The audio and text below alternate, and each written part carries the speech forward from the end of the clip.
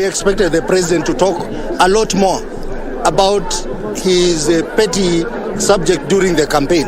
You remember his petty subject was cost of living. Kenyans wanted to hear what measures does he have in place to manage the problem of cost of living. He never addressed that.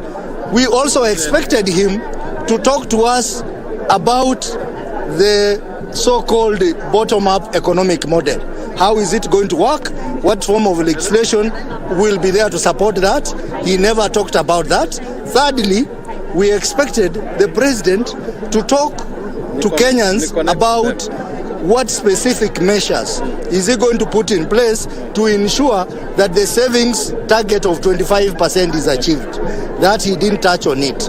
In fact, my concern is that the prayers were longer than his speech. And the president has come up with new promises. Promises, I will do this in NSSF, I'll do this in terms of debt.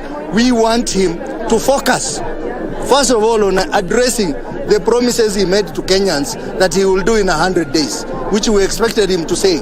We also expected him to talk about how he's going to ensure that the House complies to 2/3 gender rule.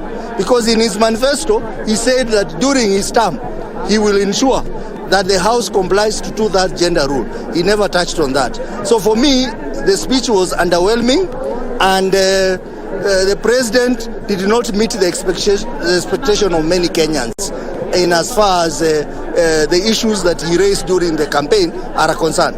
And lastly, he is now back to reality. You know, when we said we wanted to make constitutional amendments through BBI and entrench CDF, World Development Fund, Oversight Fund in the Constitution, he rejected it. Now he's confirming that he is ready to support a constitutional amendment process, unlike during the campaign when he said that in his administration he'll never even touch a comma of the Constitution. What is your take about cabinet secretaries appearing before Parliament or sort of being in the sessions to answer questions directly? For that to happen, he will have to do constitutional amendment.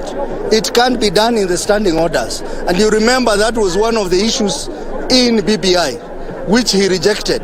BBI had proposed that cabinet ministers sit in the House. Some were to be appointed from among the members of Parliament, and others were to come from outside Parliament. So my excitement is that the President has now acknowledged that it is necessary to amend some sections of the Constitution of Kenya as proposed by BBI.